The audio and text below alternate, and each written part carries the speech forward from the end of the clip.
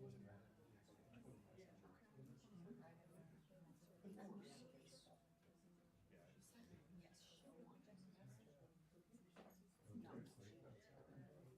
week? Yeah.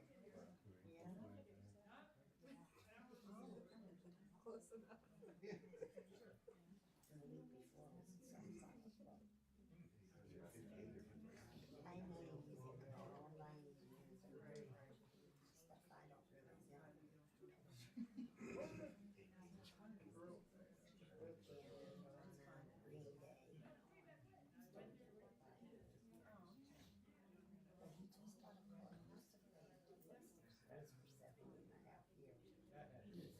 stuff I don't really know. Weekend on Green Day.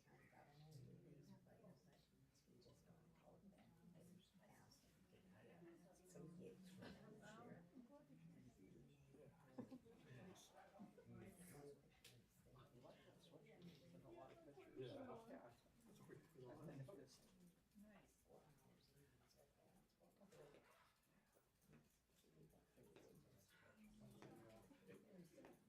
I said, you put the Marvel shirt on earlier, but I was like, can you put two?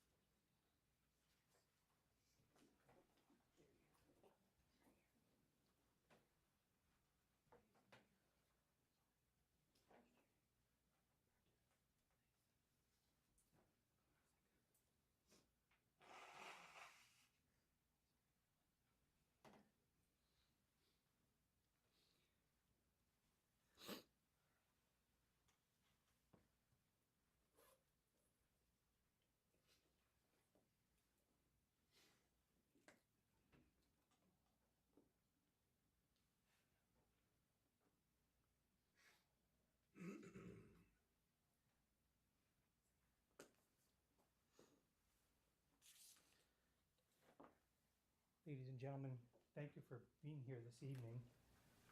Our service of memories is we're hoping or relying on you to come forward and tell a story or share a time that you had with Buddy. I know it's never easy, but I was just hoping we can start with having somebody come forward and share a little memory or a story of their father, their brother, their friend.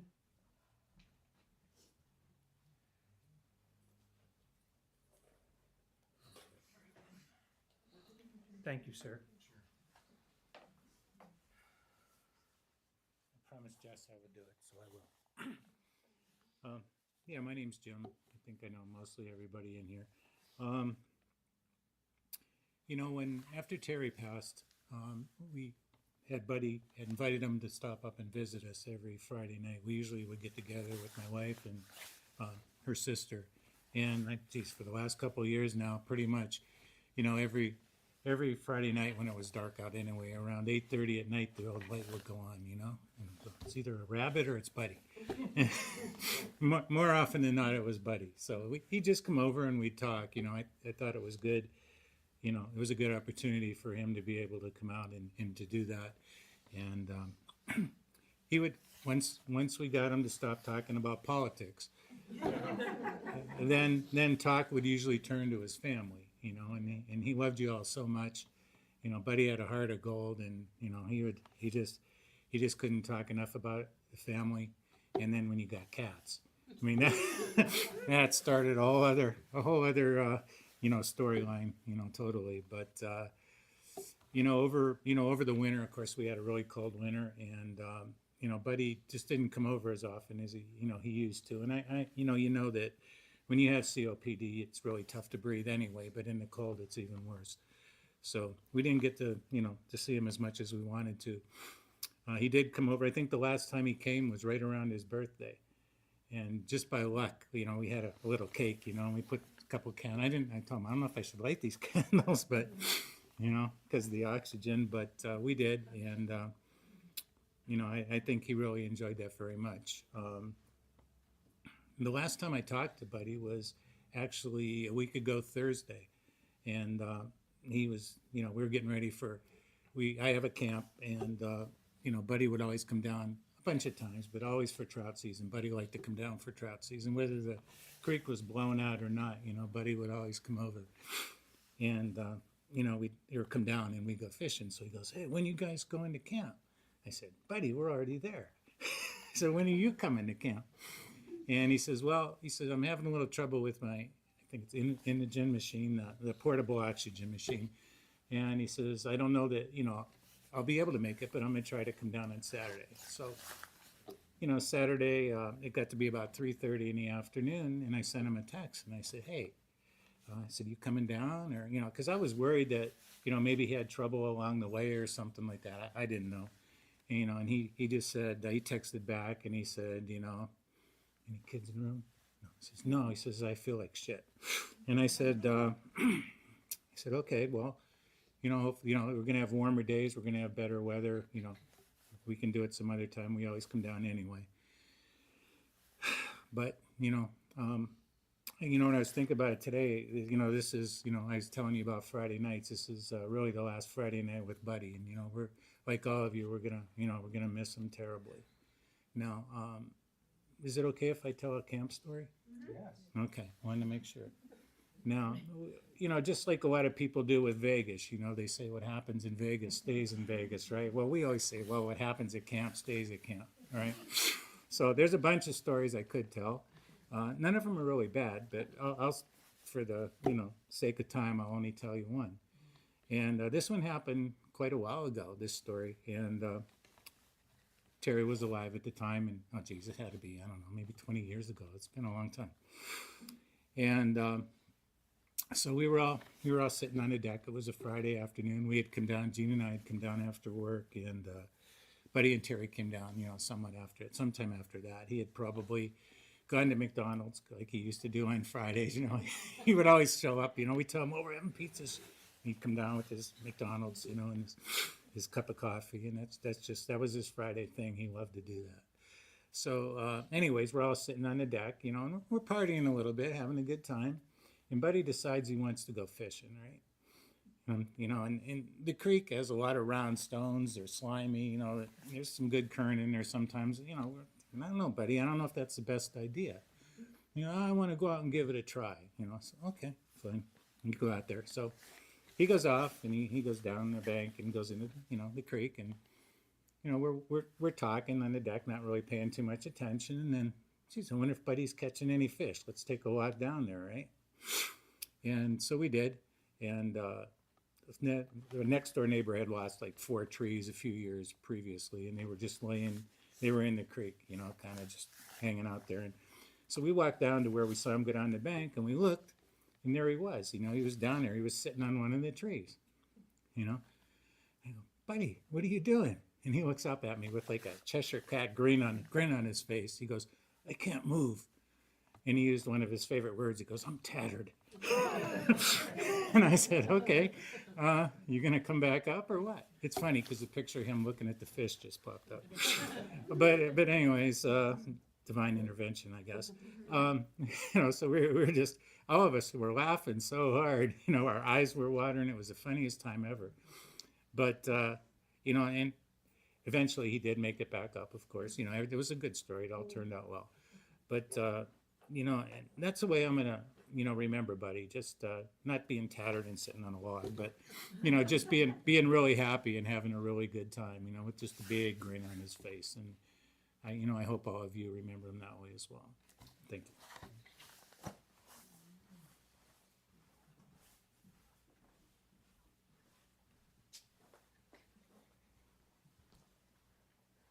Hi everyone.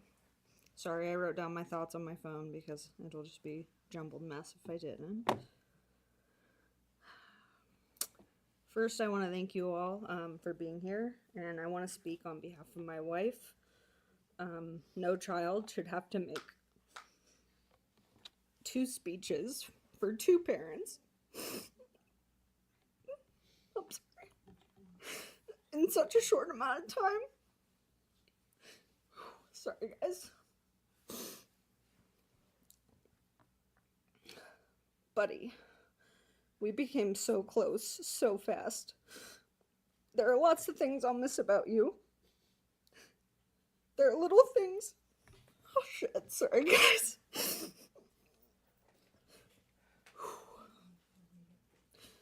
There are little things that won't be the same, like watching Wheel of Fortune, grilling delicious food together, which, by the way, he taught me how to grill, and our Saturday night Four Roses whiskey with just a dash of Coke.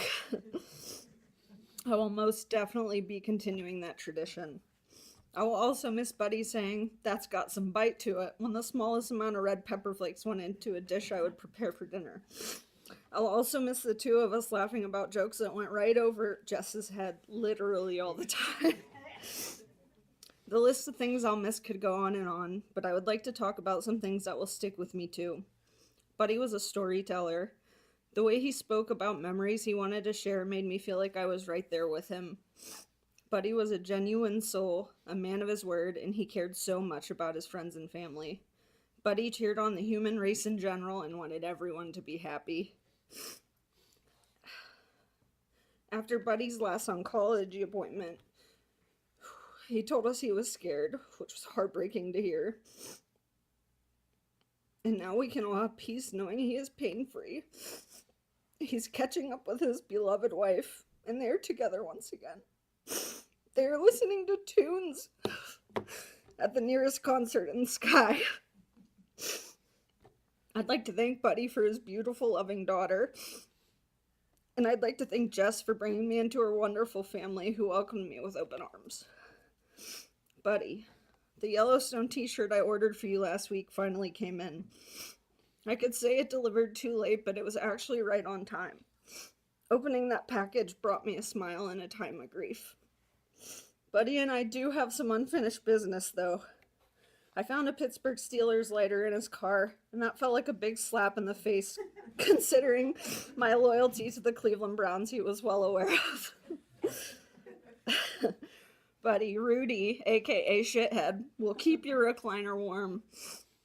You're etched into all of our hearts. I'd like to quote a lyric from a song that Buddy connected to his wife Terry, a lyric that I think is appropriate to say at this time. Standing in the sunlight laughing, hiding behind a rainbow's wall, slipping and sliding all along the waterfall with you, my brown-eyed girl. Now you're forever with your brown-eyed girl, and we will all miss you. Thank you all for being here, and we're going to have a gathering at the Oakwood from 8 to 10 if you can make it.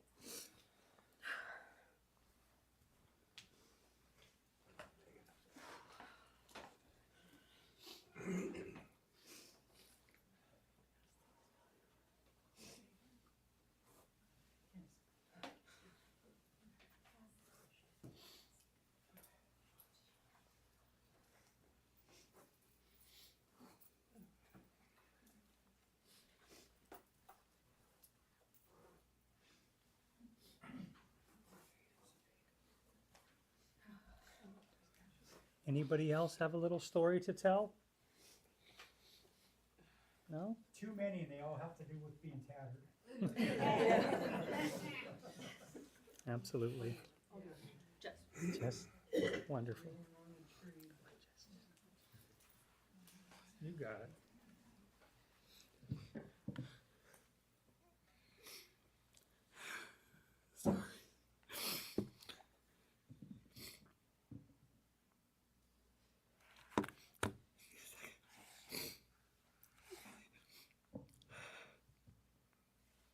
Sorry, I'm gonna read off my phone too. But there's so many memories, and my brain has been all over the place the last few days, so I don't really know what to say. But a vivid memory that I'll never forget was my father-daughter dance with my dad in 5th grade. I remember my blue dress and my velvet sweater, and my dad wore his fancy suit, which he hated wearing, and he still complained that he had to wear that to my wedding 22 years later. But he would do anything for his kids. He got me a little corsage and opened the car door for me, and we danced and laughed all night. I felt like a princess. My dad always made me feel special, safe, and loved, and that feeling has always and will always stay with me. The other day I was going through his shirts, and I found one that had my face on it when I was a chunky, bald baby. And the shirt said, "My honey bunny." And it just made me laugh, because of course he would wear something like that. My dad loved his kids so much. The day he passed, a woman named Yvonne from Apria Healthcare came to comfort me, and she described my dad perfectly. Blunt and sarcastic, and very clear about how much he hated his oxygen, but also a sweetheart. She told me about the Friday before he passed, when he came to her office, and he broke down and cried, saying I'm his best friend and how much he wanted to hold on for me. He was so strong, but his breathing was getting worse every day. And watching him lose his independence broke my heart, and I could tell it frustrated him too. But even through everything, he never gave up.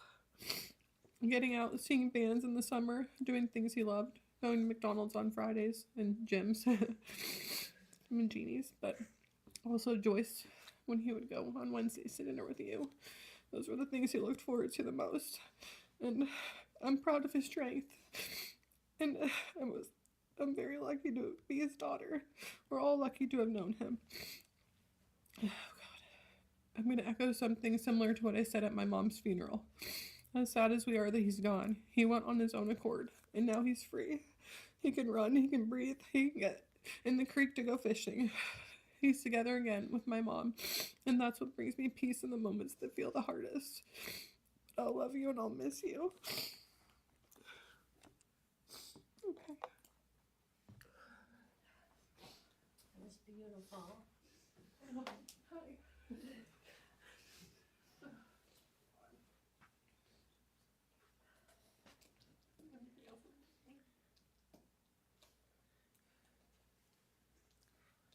Anyone else want to share a memory or a story?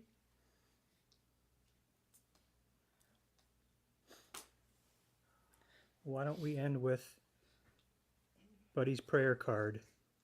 A beautiful life that came to an end. He died as he lived, everyone's friend. In our heart, a memory will always be kept of the one we loved and will never forget. We thank all of you for being here and being with Buddy's family this evening. Please join them over at the Oakwood around 8 o'clock tonight. We thank you for being here.